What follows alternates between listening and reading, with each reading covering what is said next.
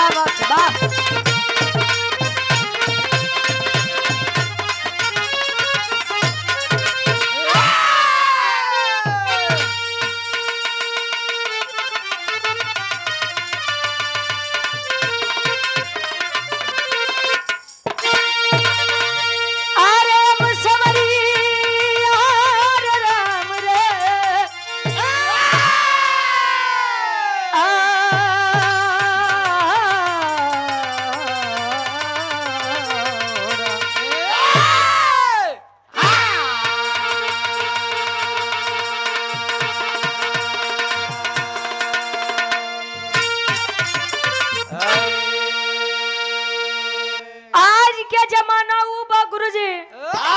आज के जमाना में कोनो कार्य एक जाति के नहीं रही गवा।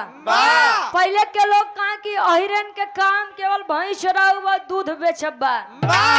आज तो हर जतिये भैंस रखत बा, हर जतिये दूध बेचत बा।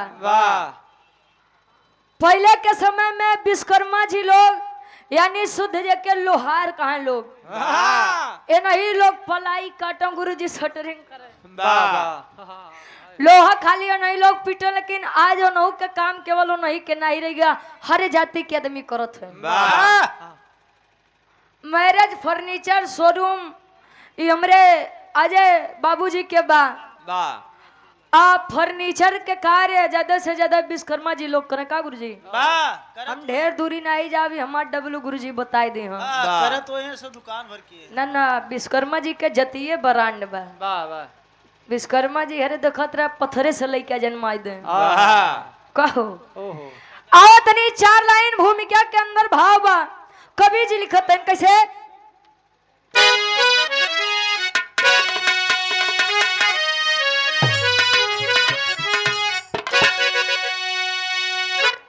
अरे चक्र सुदर्शन त्रिशूल वज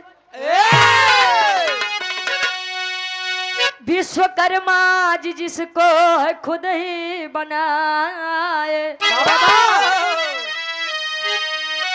कहे पुष्पक विमान की रचना किए। अरे रावण भी जिसको हवा में उड़ाए।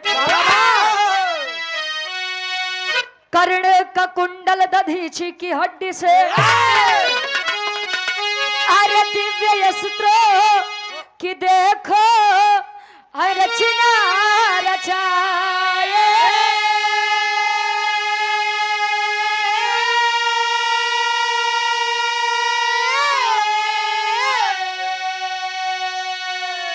विश्वकर्मा भगवान दुनिया के पहले अरे इंजीनियर है बात यमलंदू बताए।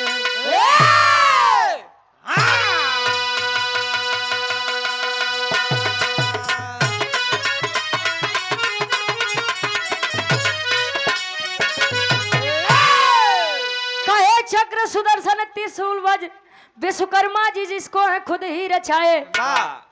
पुष्पक विमान की रचना की है, रावण भी जिसको हवा में उड़ाए।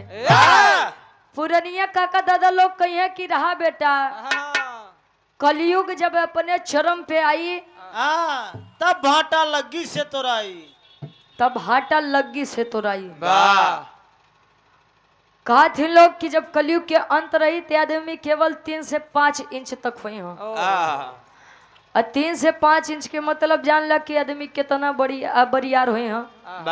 तो वो लोग कहे कि यार का सही में कलयुग में 3.5 हाथ के आदमी होता रहा हुए हो। सोचने वाली बात है। लोग सोचेंगे अब पता नहीं कलयुग के चरम में आई तब ले हम यूरिया पर रहा जाई कि नहीं रहा जाई। तले तो काजनी के तना रुचि हम गुरु जी तले कलयुग के चरम दिखाई। विश्वकर्मा भगवान दुनिया के पहले इंजीनियर हैं, बात यमलंदू बताए। विश्वकर्मा जी के आगे अच्छे अच्छे इंजीनियर फेल हैं। बिरहा में बड़ी सुंदर कवि जी गजल के भाव देते हैं। फिल्मी गजल बा। कोनो लड़का कहे कैसे अपने परवरदिगार अल्लाह से फरियाद करे।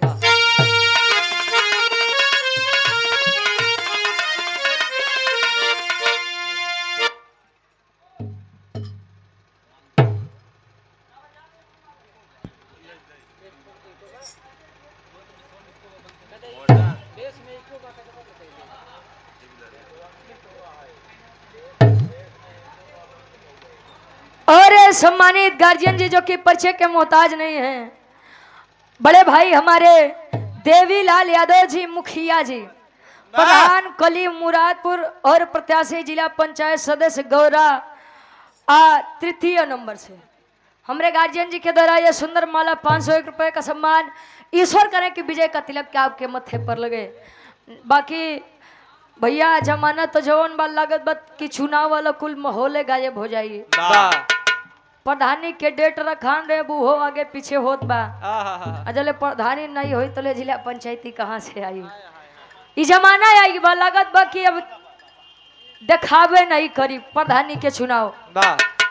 उ लइका अपने परवरदिगार अल्लाह से फरियाद करे कि ऐ मालिक अरे क्या प्रेम करना गलत बात है और क्यों एक सच्चे इंसान को कभी उसकी मोहब्बत नहीं मिलती है। वो कहा कैसे कहे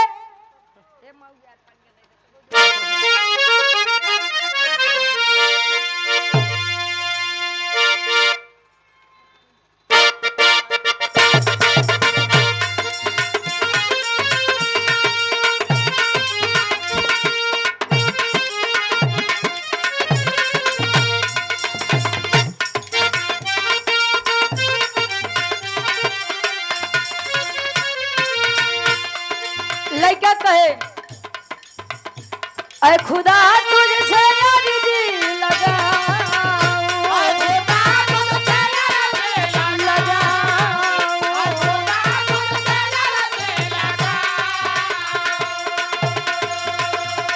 खुदा तुझसे यारी जी लगाऊं वो मुझे मैं उसे भूल जाऊं वो मुझे मैं उसे भूल जाऊं वो मुझे मैं उसे भूल जाऊं अरे खुदा तुझसे यारी लगाऊं खुदा तुझसे यारी लगाऊं वो मुझे मैं उसे भूल जाऊं वो मुझे मैं उसे भूल एक लाइन बा विश्वकर्मा जी खातिर कल विश्वकर्मा अपने दिखाए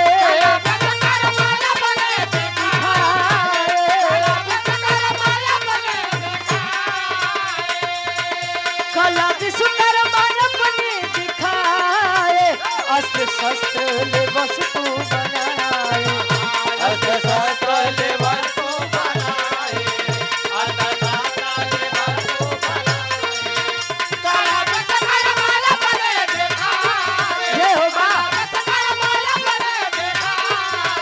अस्त्र शस्त्र ले वस्तु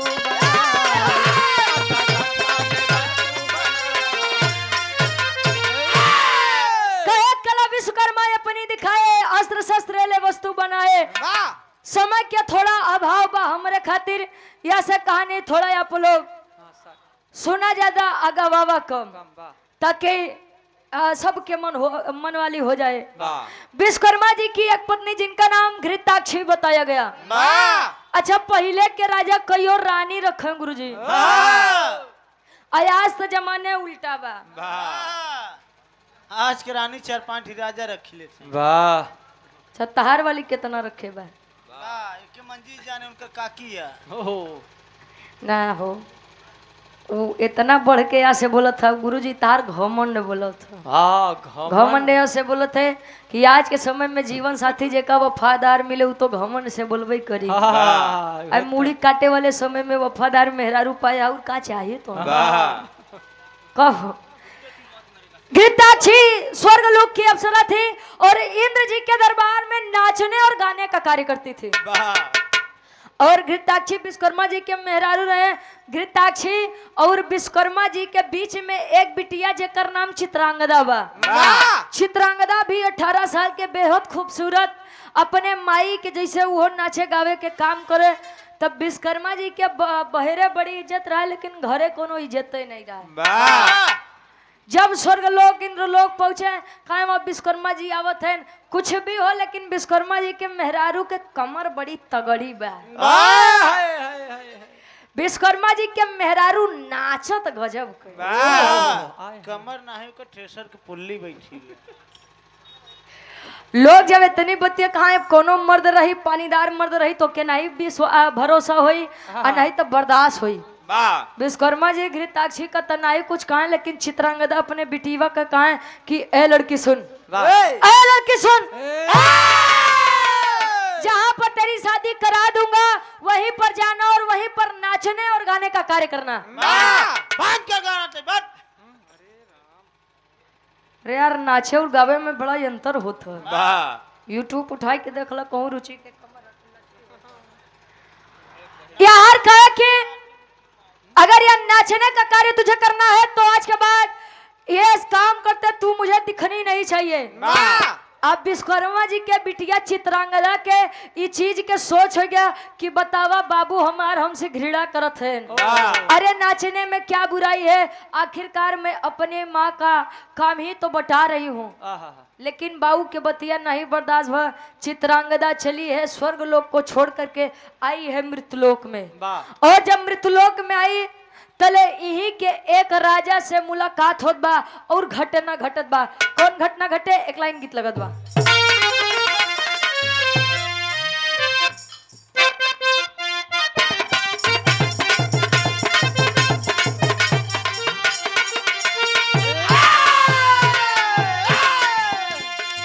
दुल्हावा मार्केट बाजार करके जब लौटा तो अपने दुल्हैया के सामान गिनावत बा।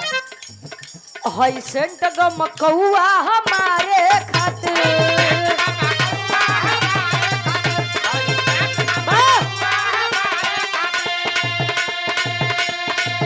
सब सामान बावे तोहरे सिंगारे खातिर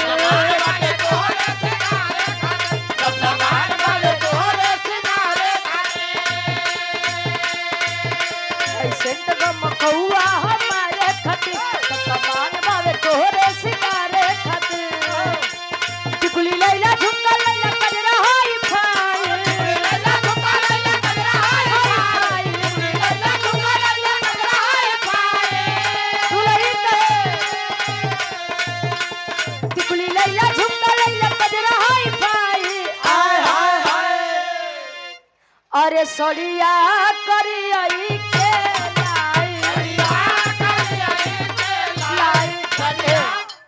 कहे सड़िया करियई के लाई। अब तो करियो कपड़ा के बड़ा ट्रेंड चलत बा। लेकिन उ विश्वकर्मा जी के बिटिवा चित्रांगदा मन उदास कोई के चली बा होत बा। और हमरे गार्जियन जी दरोगा यादव जी गीता नगर रानीगंज प्रतापगढ़ श्रोता सम्राट जी ने कहा जाता है। बिहार तक चल जाइए बिरहा सुने बदे 201 रुपए का सम्मान बहुत बहुत धन्यवाद आशीर्वाद के चारी। कहे होके गुस्सा में कन्या वहां से चली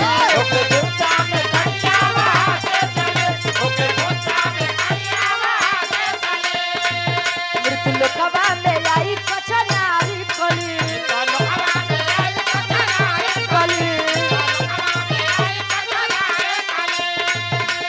भटके इधर उधर कहे कि किधर जाई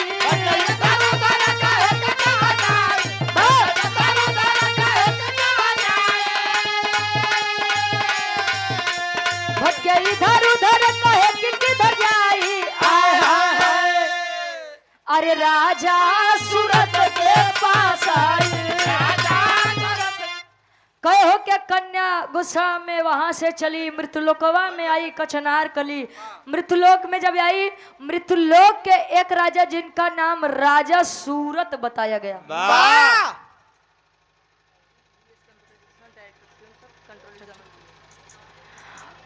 VS computer educational online class offline class की भी सुविधा है।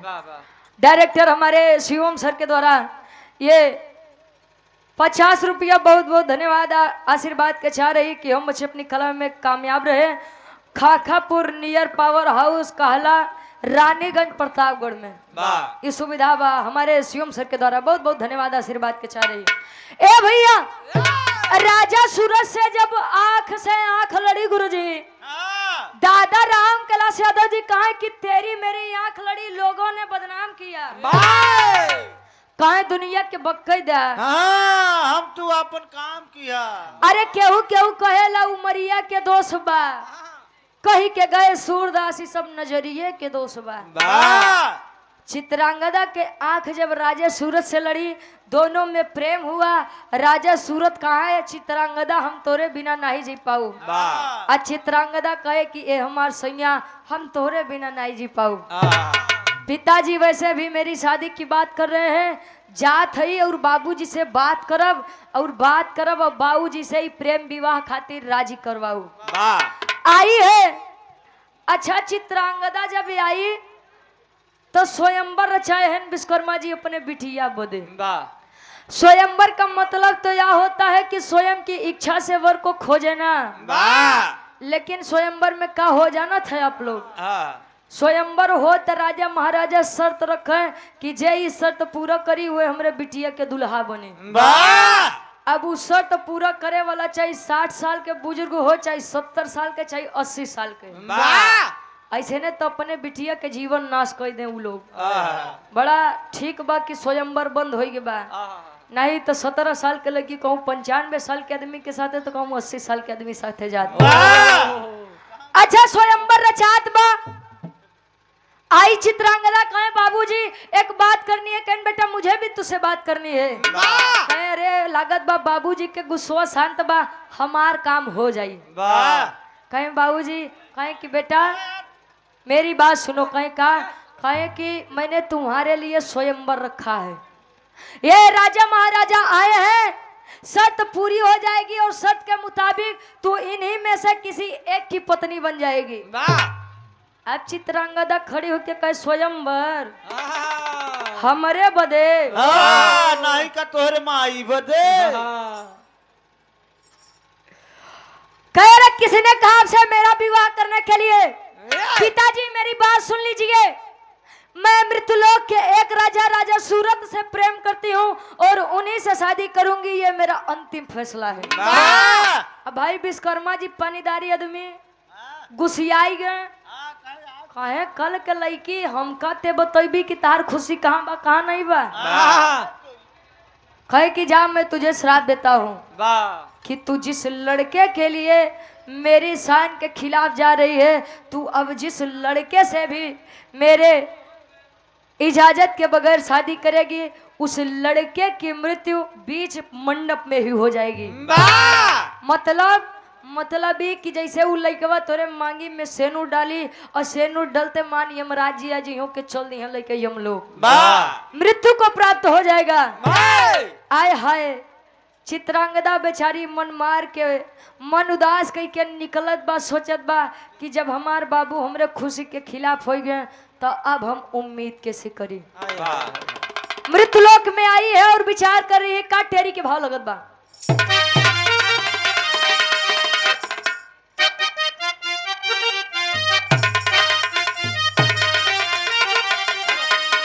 अरे स्वयंवर अपने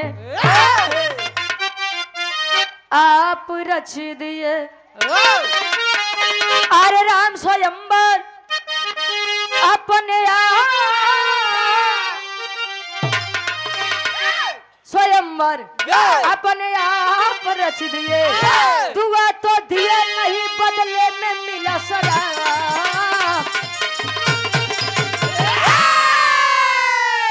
अरे दुआ तो दिए नहीं बदले में मिला शराब। स्वयंवर अपने आप रच दिए।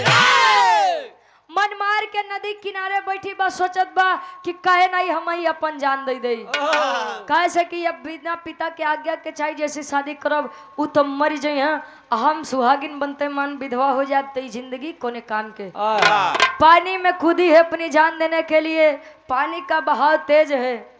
पानी के बहाव के कारण जब लड़की मूर्छित हो करके पहुंची है एक मुनि जी की कुटिया के सामने, जिनका नाम ऋतिक ध्वज मुनि बताया गया।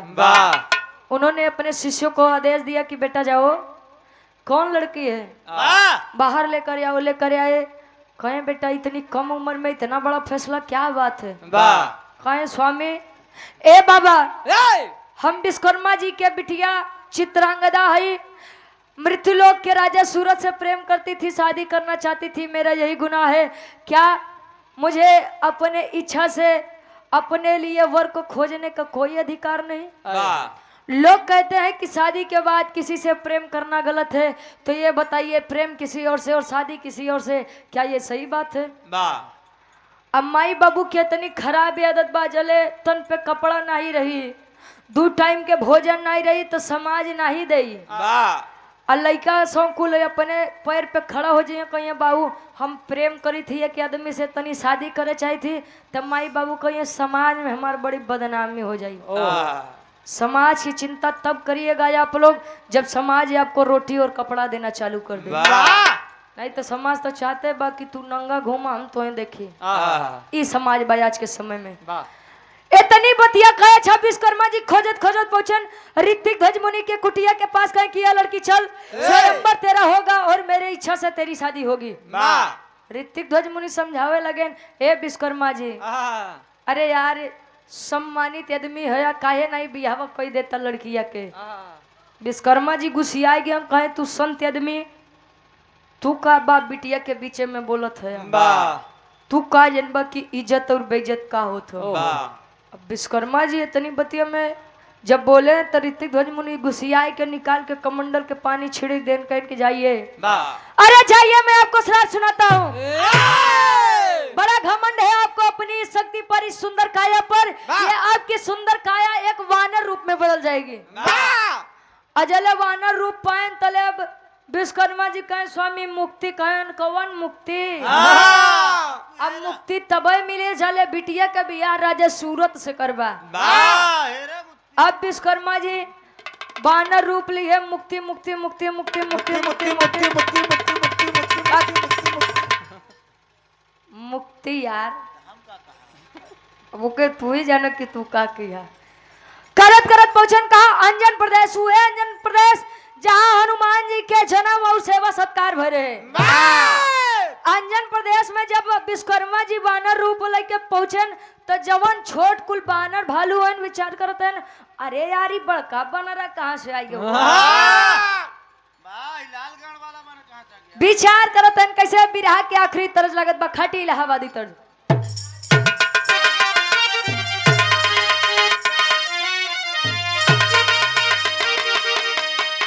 आए हाय अरे राम झको रमार झूलनी, अरे राम झको रमार झूलनी, कहाँ साड़ी लहराए हो झको रमार झूलनी। सती अनुसुईया में हैदर अली गुरुजी गाँव है, अरे गजब की हूँ बहिनी, अरे तछीन ना भतार हो, गजब की हूँ बहिनी ना भतार हो। लेकिन विचार करिए आप लोग, अंजन प्रदेश के कुल वानर विचार करते हैं, अरे कहाँ से आया बनरा, अरे कहाँ से आया बनरा, मोर नगरी में कहाँ से आया बनरा, मोर नगरी में कहाँ से आया बनरा, मोर नगरी में कहाँ से आया बनरा, कहाँ से आया बनरा, कहाँ से आया मोर नगरी में कहाँ से आया बनरा, मोर नगरी में कहाँ से आया कहे कहाँ से आया बनरा मोर नगरी में विचार करते हैं तले हनुमान जी कहन विश्वकर्मा जी बानर बन के वो हमरे नगरी में बरियारे कांड करे हाथू। अरे हनुमान जी का बताइए मुक्ति दे नहीं तो देश दुनिया में बड़ा संकट होई, कहाँ से आविष्कार होई कोनो चीज के। कहे विश्वकर्मा जी तू यारे रुका, हमरे प्रदेश में रुका, सुरक्षित रहा, हम जात है। पहुंचत है स्वर्ग लोक में, इंद्रलोक में के करे पास, विश्वकर्मा जी के मेहरारू घृताक्षी के पास। घृताक्षी का देख के कहे सब दिन नचबई करबू, तो कुछ पता बा? कहे कौन चीज के? कहने रे तोरे स्वामी विश्वकर्मा जी बानर बन के हमरे नगरी में बैठा है। कहने रे स्वामी ई कैसे हो गया, कहीं आवा चला तब बताई। हाँ। कहा कैसे, गए हनुमान तब घृताक्षी को ले आए, ले आए।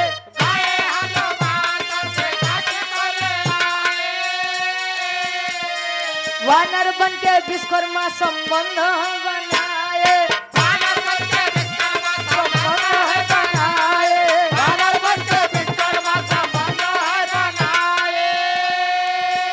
अरे दुई लइका पैदा भइले,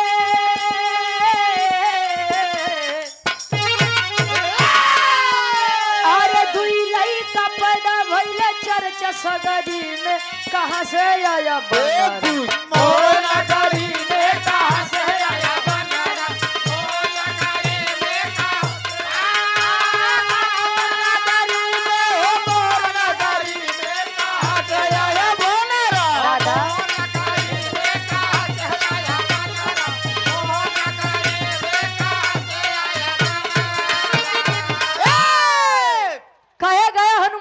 घृताक्षी को ले आए। घृताक्षी का जब ले आए क्या हनुमान जी, तक घृताक्षी लगे हंसे, कहे स्वामी हमरे स्वामी के तो पूछिया बड़ी बरियार बा। पूछिया बानर बिना पूछी के थोड़ी रही हो, कहे कि अरे बाप रे बाप हमरे स्वामी के पूछिया तो बड़ी बरियार बा। हनुमान जी कहन तो कहाँ से बदहिया ले आई क्या यही, कहन तब कहन कि प्रेम नहीं पाऊ, तू कहन नहीं पाई स्वामी, जब से हम लोग नाचे गावे लगे हमार स्वामी हमरे ऊपर से ध्यान ने हटाई दी है। कहन बानर बना, अगर प्यार चाहिए तो तू बन जा बनरी। घृताक्षी कहे तो हर दिमाग खराब बा, इतना सुंदर रूप हम बनरी के ले बे। कहन प्रेम चाहिए तो वानरी बनिए और नहीं चाहिए तो जाइए फिर से नाचिए। कहिए स्वामी कहे गुस्सिया था, अरे अपने स्वामी बड़े हम कुछ बन जाए। अच्छा वानरी रूप लिए हैं घृताक्षी जी, तब विश्वकर्मा जी के सामने लगा पोज पर पोज मारे। विश्वकर्मा जी के काहे मुक्ति है रे, काहे मुक्ति के भाड़ में, पहले अभी युक्ति के जुआर लगाई। अच्छा पीछे पीछे टारत है। अच्छा घृताक्षी कहा बा हनुमान जी काम होत बा, विश्वकर्मा जी आवत है लगे जले काम होत बा तो तू अपन काम देखा। अच्छा दोनों में प्रेम हुआ, वानरी रूप घृताक्षी और वानर रूप विश्वकर्मा जी, दोनों में प्रेम हुआ और प्रेम हुआ तो दोनों के बीच में संबंध बना। एक जान ला कि सृष्टि आगे तब तक नहीं बढ़ सकती है जब तक दो अलग अलग समुदाय के आदमी आपस में एक न हो, चाहे वह मनुष्य हो, चाहे पशु हो, चाहे पक्षी हो। अच्छा जब हुए तो घृताक्षी के वानरी देह से, वानरी शरीर से दो वानर पुत्रों का जन्म हुआ। दो वानर पुत्रों का जब जन्म हुआ, घृताक्षी कहे कि ये स्वामी आए रहे यहाँ प्रेम पावे बदे दू ठी लड़कियों जन्माई गया। अब हम जाते ही विश्वकर्मा जी के मुक्ति मिल जाए तो भेज दे, नहीं तो यहाँ धैली है। अच्छा गए विश्वकर्मा जी फिर सोचे रे साला सही बात है कि तिरिया चरित्र दैबो न जाना, ओकरे चक्कर में हम मुक्ति भुलाई गए। अच्छा फिर से टारत है नारायण ऋतिक ध्वज मुनि की कुटिया के पास, कहे बाबा राजा सूरत तनाही मिलन बोलाई देता, कन्यादान कह दे तब बनरे रुपये में ढेर दिन नहीं रहवावत बा। अच्छा ले आई क्या विवाह करवाए राजा सूरत और अपनी बेटी चित्रांगदा का विवाह जब करवाए, श्राप से मुक्त हुए और पुनः विश्वकर्मा जी को उनका देह और शरीर मिला। अब विचार करेंगे उन दोनों पुत्रों का नाम क्या हुआ जो विश्वकर्मा जी के वानरी रूप से जन्म लिए थे। कैसे आल्हा के भाव में प्रमाण देते हैं कवि जी।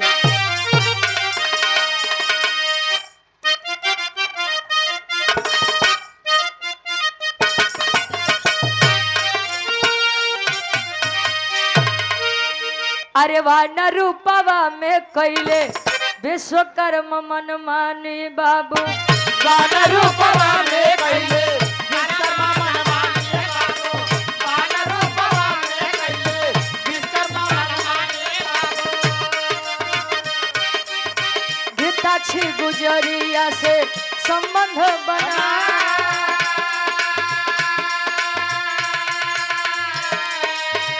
दुई लइका पैदा भइले अंजन परदेशवा में बाबू दुई लइका पैदा भइले अंजन परदेशवा में बाबू दुई लइका पैदा भइले आंगन परदेशवा नल नील जे कर नाम पड़ी जा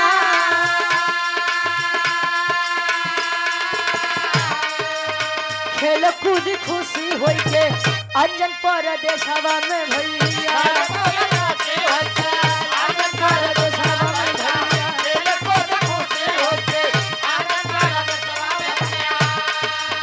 माई अंजनी ले ली गोदिया उठा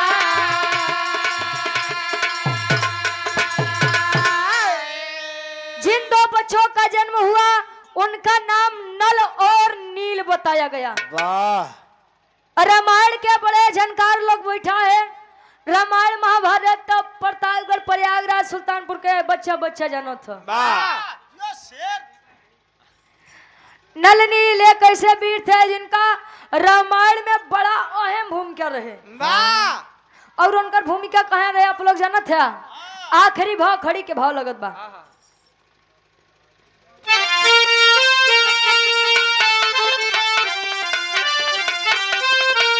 अरे अंजनी से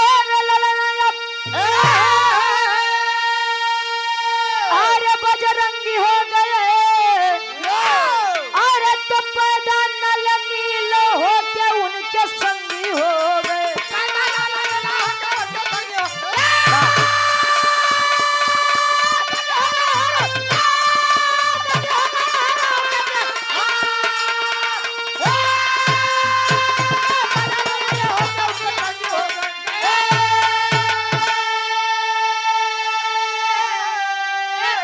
अरे महावीर लंका से खबर लेके आए तो नल नील समुद्र के मार्ग बना।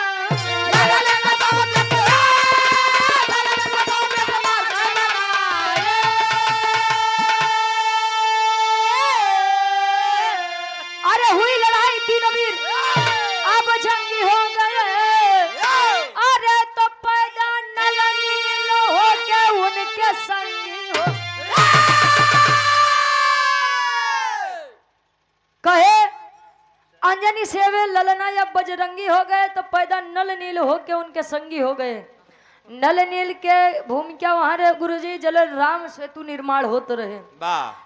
नल नील ना होते तो शायद बनत लेकिन शायद की बड़ी दिक्कत झेले के पड़ जाते हैं। अच्छा कभी कभी होता है कि हमारे लिए वरदान अभिशाप भी वरदान बन जाता है।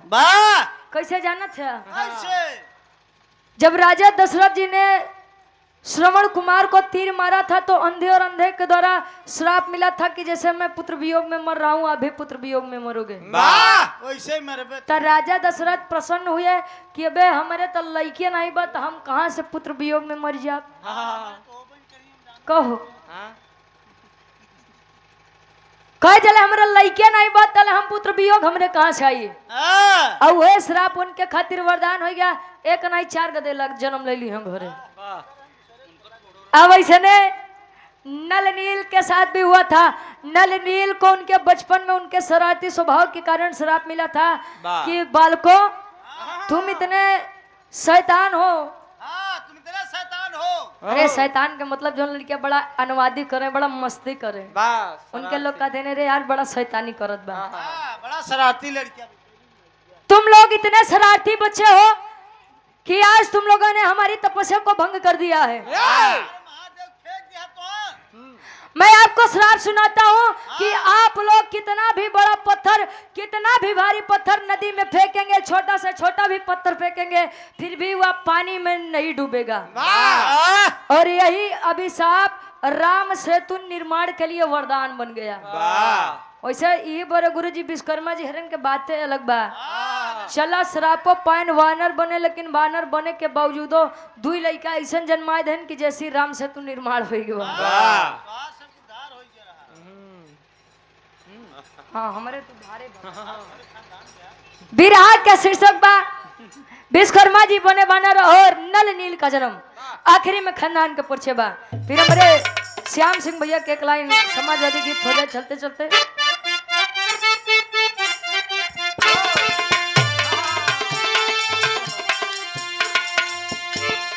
गुरु बिहारी गुरु गणेश जी स्वर्ग की राह तकाए स्वर्ग की राह तकाए भैया, स्वर्ग की राह तकाए, स्वर्ग की राह तकाए भैया, स्वर्ग की राह तकाए।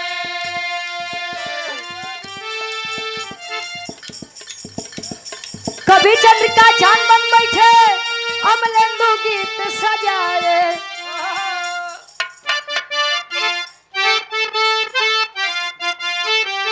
अरे स्वयंवर अपने आप रच दिए गावे रुचि अदोपरी का पन्ना स्वयंवर अपने आप रच दिए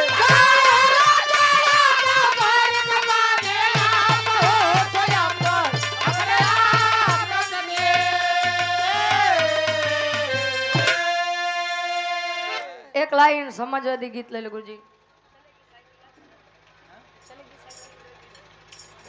ना तो एक लाइन ले ला